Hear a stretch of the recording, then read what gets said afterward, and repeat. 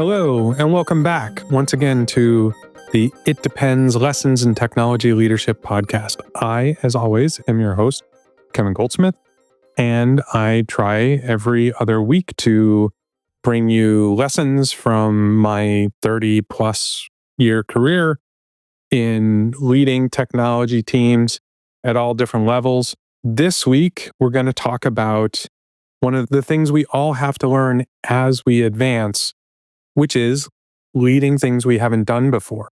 Technology leaders generally come from being engineers or testers or other technical roles, and technical roles are usually specialized. So you're a front-end developer or a back-end developer or an SRE or a tester or whatever. Maybe your first management or leadership job would be managing a team that you used to be on. And if that goes well, now maybe you're managing a couple teams, but maybe that new team isn't that same specialty. Maybe you're a front-end developer and you became front-end lead, and now you're managing two teams, front-end and back-end. And sure, you probably know about back-end, you've worked with it, but you're not an expert in it.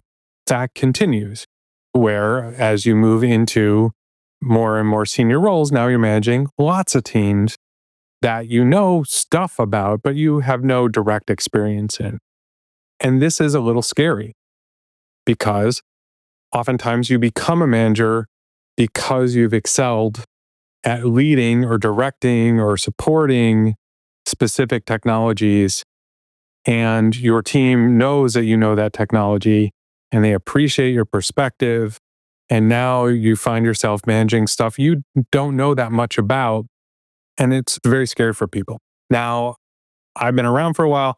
I came up working on building applications. So first on Unix workstations, but building applications for people sitting at those workstations.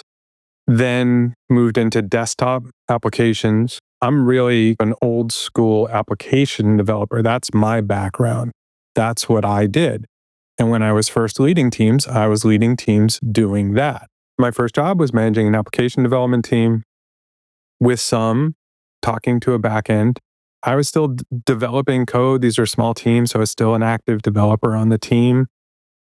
I was capable of talking both those languages, but over time, as I continued to grow, all of a sudden now I was also responsible for a team that was both building a mobile iOS client as well as a desktop client. I had some experience building for quote unquote mobile systems because I'd been on the Windows CE Core OS team and worked on stuff like Pocket Excel for Windows CE. It was very different than writing an iOS app, but I was a little bit familiar with it as a developer.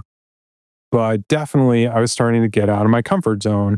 I was certainly a good developer, but I wasn't necessarily the best developer, and I was definitely not the best iOS developer. Like I've said many times, turning the best developer on the team into a manager is a horrible idea because now your best developer isn't writing code as much anymore.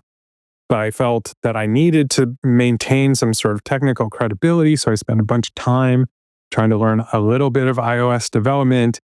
And at the same time, we were also working on backend, and backend was on Ruby, and I didn't know Ruby either. Now, all of a sudden, I was responsible for a bunch of things I didn't know. So we had a Ruby backend, we had an iOS front end, we had a C++ desktop application. That was my knowledge area. So all of a sudden, I was responsible for a whole bunch of technologies I myself knew something about because I was a developer, but not a lot about. And I felt very weird about this. I felt very self-conscious, like these people are looking to me to make technical decisions, and I don't feel like I'm capable of doing it. That feeling, very common. You now are responsible for something you've never done before. You're used to being an experienced developer in a team that you're leading and knowing the domain really well. So you're expecting that people are going to come to you with very specific technical questions that you're going to be expected to make decisions about. And all of a sudden you're responsible for stuff that you don't feel confident about doing that at all. I eventually got over that because otherwise I would have never been able to continue to progress. But one of the things I realized is that progression in leadership almost guarantees you're going to outrun your own resume. People think who aren't in those senior leadership roles that, oh, now I'm responsible for new technology. I have to be 100% competent on that technology to be credible to my team. That's what it feels like you should be. Realistically, that isn't what's expected of you, and your team isn't really expecting you to be an expert on that either. And again, if you are the team's expert on a technology as a very, very senior leader, beyond just like you were a founder of the company, so you know the specific stack that you helped build, that's a little bit of a different story. But what I mean is if you are the expert back-end developer for the entire company and you are a VP or C level in a decent sized team, that's a huge waste of your talent. And you are probably not doing that daily and your skills are atrophying anyway. And at some point, going to have to decide, do I want to stay as a competent developer or do I want to be a manager? Because you can't really do both very well if you're doing it in a team of any size. I get this in mentoring questions. One of the talks I'm giving at Confu is a talk that I've given previously at Leading Edge called The Director to CTO Path, How to Follow It or How to Mentor It. I got this question a bunch of times after I gave that talk before. People are really worried about it. As your scope grows in management and as a leader, it's absolutely going to go from depth and expertise. That's really how you define yourself. And that is where your credibility comes from. Once you move into leadership, once you move into management, that scope will continue to grow past your specific domain. It's very tempting to try and maintain that technical credibility because you understand it. You have experience with it. It is how you got to where you are. But as I've said many times, and lots of other people have said, what got you to where you are is not necessarily what's going to get you to where you need to be. And that is the lesson we all have to learn. So that technical credibility, that thing that helped define you, now you're going to have to figure out how to take the lessons from it. It's not that you're abandoning it completely. It's that you have to think about the larger aspects of it. I was a professional C++ developer for 15 years. I had to move past that because guess what? We don't write code in C++ anymore. Being a good C++ developer is what got me from first job out of school into having some more responsibility, technical leadership, being a lead on a team, being an architect, taking on large projects and leading them as a developer. That's where all my credibility came from. That's how I defined myself in my career. Once I started managing a non-C++ team, I had to start learning about how other people's jobs worked. And I knew I couldn't become an expert, but it was very tempting to try and develop that technical credibility because I worried that the people that work for me weren't going to see me as credible, weren't going to listen to me because I didn't understand the details of their work. But if you try and become that expert in this new thing that you're ultimately responsible for, you slow everything down and you undermine the people that you hired. If you're now managing 2 or 3 teams and you're responsible for 2 or 3 different technologies, you are never going to be an expert in all those. Even though you might have at one point been an expert in one of them, that was years of your professional development in that area. You aren't going to just spin up on these other things. But the lessons you learned developing those skills absolutely transfer. It isn't the specific decisions about how to solve this bug or how to architect this type of system or the correct way to build a component. It is the lessons from learning those things. And those are very transferable. The way you approach problem solving, the way you think through technical decisions is independent of the specifics and the detail. And realizing that lets you look back at that experience in that one domain and realize that while you don't have the specifics in other domains, the general lessons are still very applicable.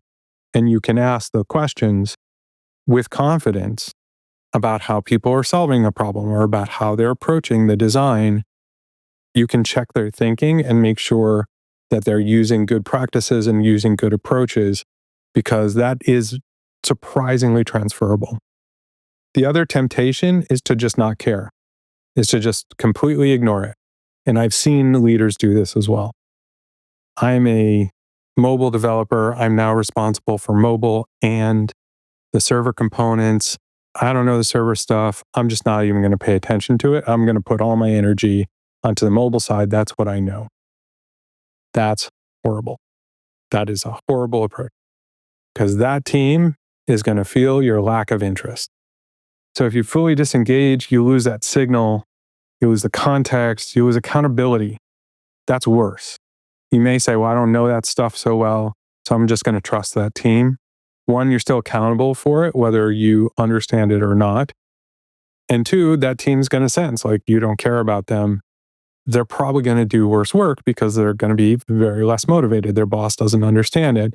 And they're definitely going to worry because at review time, there's a team you've really put all your energy into because it's the area you know.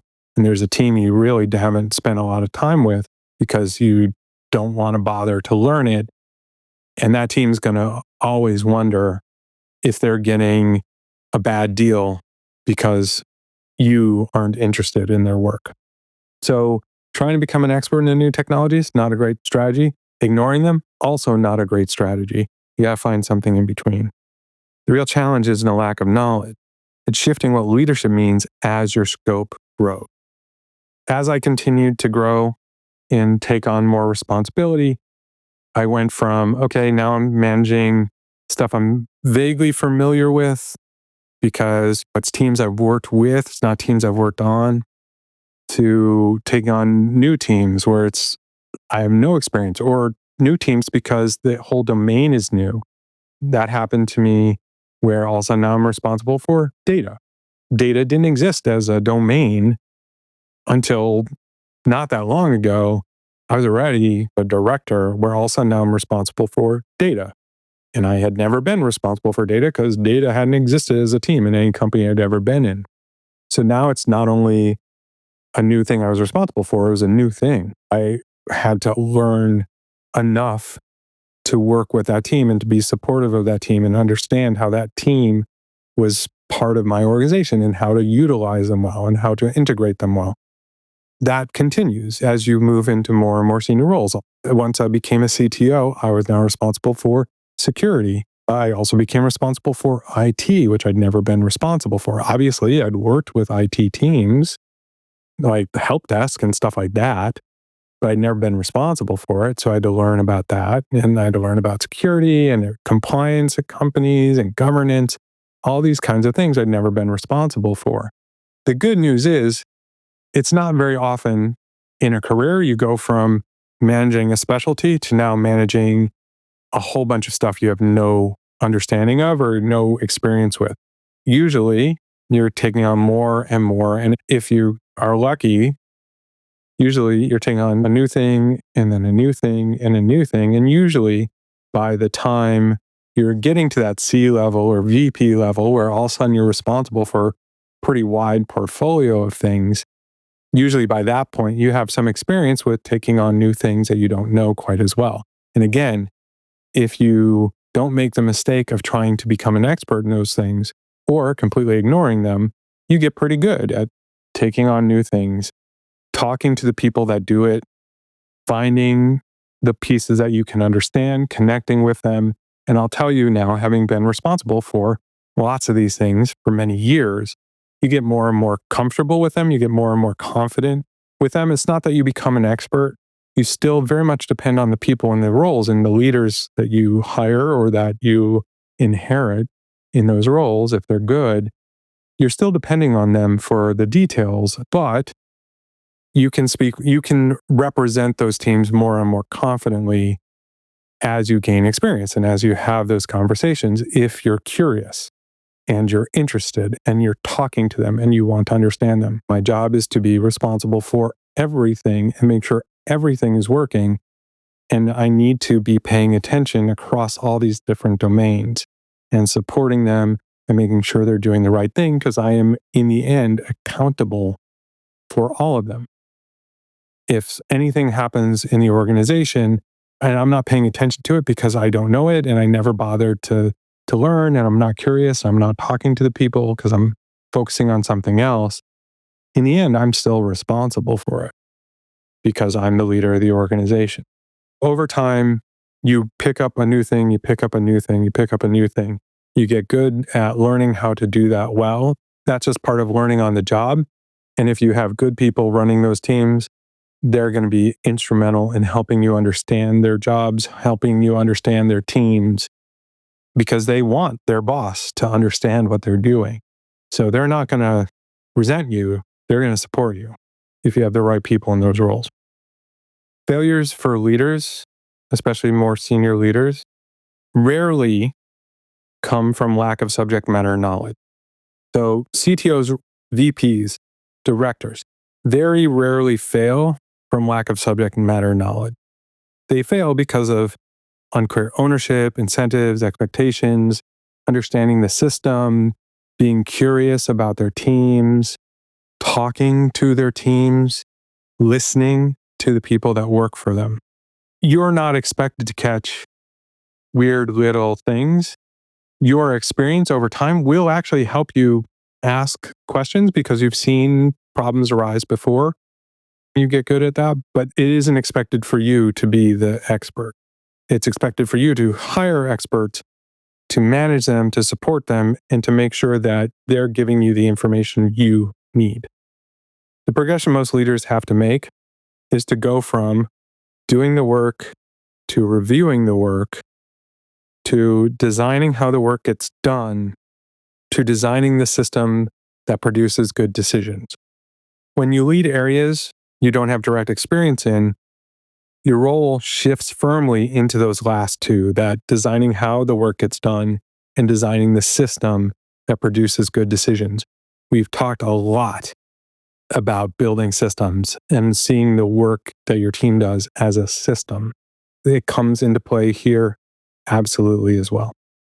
The lenses to use are intent, what outcomes matter and why, constraints, the time, the risk, the cost, regulatory, depending on what industry you're in, team or company cultural constraints, interfaces where an area you're responsible for touches others, and feedback loops, how problems surface early. These are the lenses you're using as you move through this progression. In practice, how does this work? There's things you need to stop doing as you progress. And I'm not even talking about coding. I have a whole thing on when to stop coding. There's a talk, there's recordings of the talk. There's a chapter in the book about this. There's some things you need to stop doing. One, stop pretending to be the smartest person in the room. My job is to hire people way smarter than me and let them do good work. Doesn't mean that I don't ask them questions. It doesn't mean that I don't challenge them. It doesn't mean that I don't disagree with them if I don't think they're right. But I don't presume to think I'm smarter than them. Another thing you need to stop asking detailed questions to mask your own uncertainty. Somebody's talking to you about a technical decision, and they're not necessarily asking for you to sign off on the specific details. I think oftentimes they're just appraising you of something they're doing. And you are very welcome to ask them questions and to challenge them on their assumptions.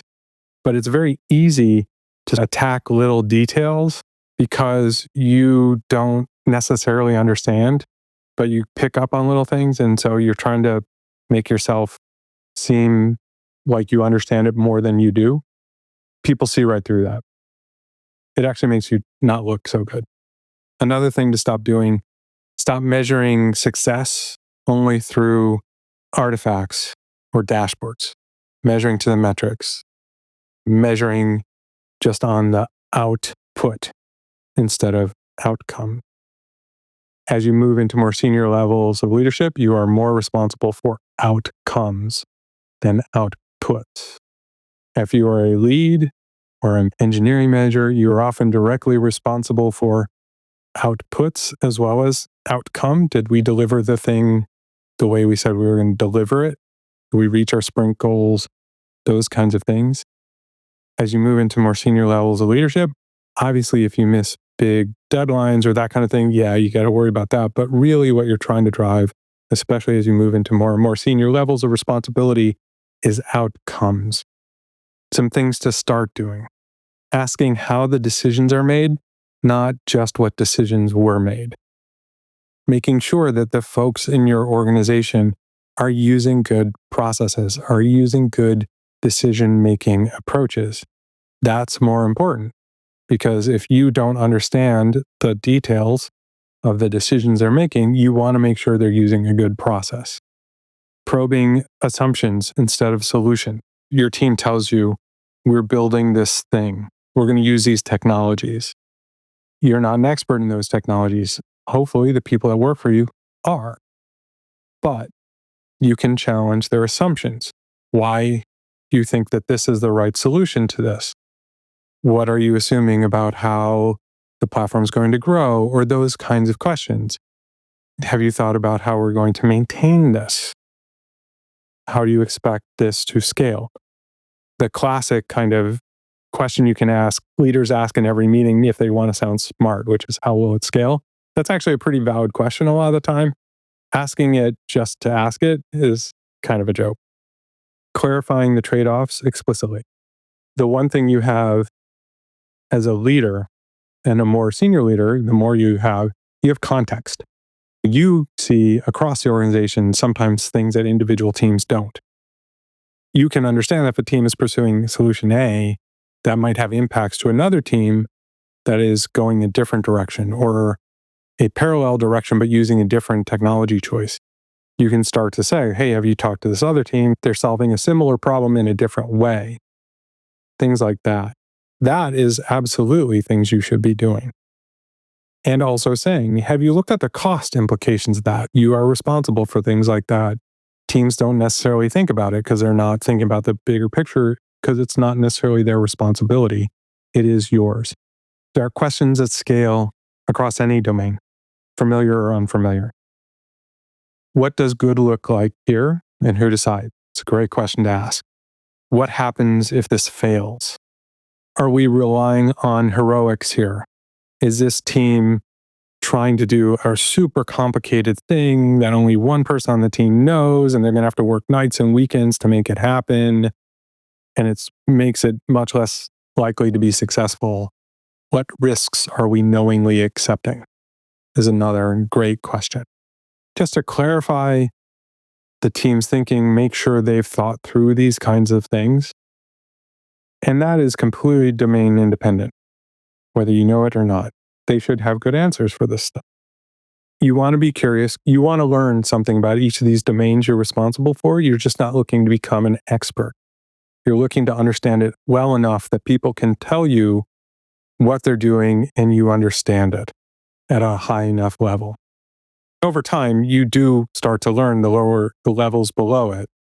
But again, you're not trying to become a practitioner. You're trying to become a leader of folks who are practitioners. But you want to understand what they're saying when they tell you about the work that they're doing. The ways to learn without becoming a bottleneck: build a mental model, not deep expertise. Read a book if you're curious, or blog posts, or ask good questions of your team. But again, you're not trying to build deep expertise. You're just trying to understand the domain and build a mental model of it. Understand the vocabulary, the incentives, and the failure modes. You need to understand these things because you're trying to build this good system, but you're also accountable for the team. Let specialists own the how. You own the why and the so what. And your job is to communicate that context to the team, so when they own the how, they make good decisions. And then you can follow up on those decisions and check their assumptions. Occasionally, you encounter developers or leads or managers who worry that their leader doesn't get it. You don't understand what we do. It's rare. It is, but it happens. It absolutely happens. People who feel like the work that they're doing is super important and they expect their manager to be an expert in it because they're experts in it. It does happen. It doesn't say a ton of great things about that person because it's unrealistic. When you deal with one of these folks who worries that you don't understand their stuff at the same level that they do, you got to have the conversation of why that isn't necessarily the best thing because you're responsible for lots of stuff. Their domain may be very important to the company, but you're responsible for more than just their domain. You can also let them know you are going to be curious and you're going to ask them and you're going to try and learn it to the extent that makes sense. If they don't like that, if they are unhappy about that, unfortunately, that's too bad. At a certain point, your job is not to make that person happy. Your job is to do a good job at what you were hired to do. And whoever hired you knew you weren't an expert in that domain. That may become a thing you're going to have to manage as part of your job, but hopefully over time, you develop a level of trust with that person and they get to see that while you may not be an expert in their domain, you can ask them good questions, you can understand, and you are curious and interested, and hopefully that will be enough for them. You may feel exposed, admitting you lack experience in their domain. It's very natural. You start a new job, maybe at a new company. You are meeting a team that is responsible for a domain you don't know and can't pretend to know it. It feels difficult to admit, I don't understand what you do, but it's better to be honest. And again, to be curious, to be interested, to ask questions, to show that you care and that you aren't going to just ignore them because it's not your background. And that will make that team feel a lot better and feel like they're not going to be ignored. And then also, you can't ignore them. You actually have to continue to be curious and continue to follow up and continue to deepen your knowledge by working with that team and talking to them. Sometimes I've seen folks try and over control an area they don't know. As I said, one of the mistakes people make is they focus too much on the stuff they know and kind of ignore the rest. Another mistake I've seen people do is they decide to overfocus on the stuff they don't know, try and get really deep on it, micromanage that team in an intent to understand it. And that doesn't work either because you don't know the domain. Now you're micromanaging a team, you're ignoring the rest of your organization. That team has got a micromanager who doesn't understand what they do. That's not a great answer either. And that's not going to lead you to success. As you take on more responsibilities for domains you don't have direct experience with or past experience with, you got to trust the people on those teams. That doesn't mean you're abdicating responsibility. That doesn't mean you're abdicating oversight. That doesn't mean you're abdicating accountability for those domains. It means that you're acknowledging that the people who are working in that domain know more about that domain than you do, and you're going to have to trust their decision making. You're going to need to trust them. Doesn't mean you don't challenge, you don't question, you don't try and understand the decisions that they're making, but it means that you don't try and make decisions for them in areas that you don't understand. And again, if you have good people in those roles, you can absolutely do that. If you don't, that's a different problem, but that's a problem you'd have even in a domain that you know well. You also want to create space so that these domain experts in your teams can disagree with you. I now know a bit about security, about governance, about compliance, about IT, about a lot of things. I know enough to be dangerous in lots of different domains. I am not an expert in them, but I know enough to make suggestions. Now, because of my role power, the CTO makes a suggestion, people tend to want to do it. There's lots of techniques we can talk about making your suggestion last so you let everyone else talk before you talk, stuff like that. Your role power makes it hard for people to disagree with you. You have to make space for people to disagree with you always, because you are not the domain experts, they are. It doesn't mean you can't make suggestions or question or raise ideas, but if you find that you doing that ends the conversation, you're not giving the space to the team. That can be solved by having one-to-one conversations with them where you talk to them about this and say, I don't know this as well as you do. If I say something stupid, it's okay to tell me, hey, I don't know if you're aware this is maybe a better way to do it or whatever. I'm not going to be upset about it. Giving them permission explicitly, talking to the manager of the team and telling that person, I get the feeling like folks were afraid to challenge me on some dumb stuff I said. It's okay. Please do. Sometimes I will just say really dumb stuff on purpose because I want people to challenge me. And I want to make sure people feel okay challenging me. So if I say something I know is dumb and somebody doesn't say, Kevin, I don't think that means what you think it means. I go, oh yeah, you're right. I don't want them to think that if I say something, that's what we're going to do. I want them to challenge my assumptions just in the way I challenge theirs because they're the domain expert. When I was a lead and an engineering manager and still a hands-on developer, I was trying to stay ahead of the team. I was trying to learn just enough to be ahead of the team. As I started taking on responsibility for a broader set of things, I learned that staying ahead of the team is the wrong goal. What actually matters is setting clear direction, making risk visible, aligning incentives, ensuring accountability doesn't get diluted, and supplying appropriate context so that people can make good decisions, giving them the information they need to do their jobs well. I realize that leadership maturity shows up most clearly in areas that I don't understand.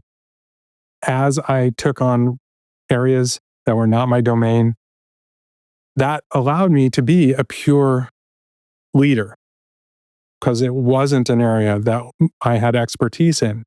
So that let me step back a little bit and focus on being a good supporter of the team, being a good leader of the team. Again, making sure they were making good decisions, but not necessarily supplying the answers or making the decisions for them. That taking on these new areas that is not your domain actually helps you, if you can do it well, it helps you become a better leader and it helps you set up your growth for that next level. Your growth as a leader means becoming responsible for things you've never done.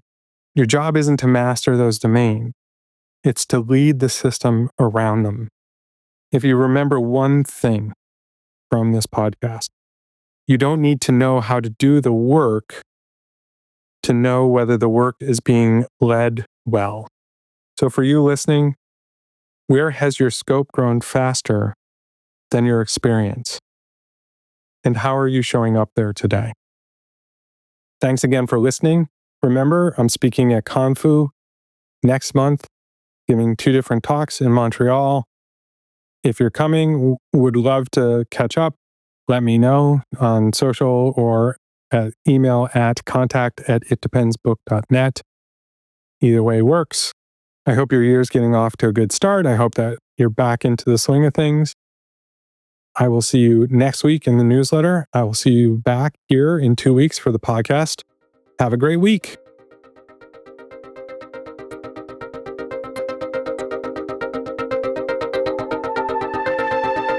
Thanks so much for listening. Please, again, subscribe, rate, share episodes of this podcast on your favorite podcast app.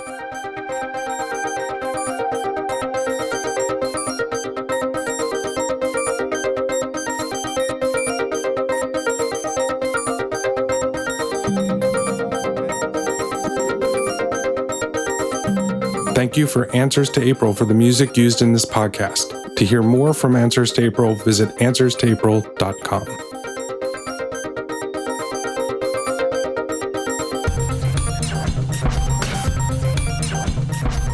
This podcast is a production of Unit Circle Media.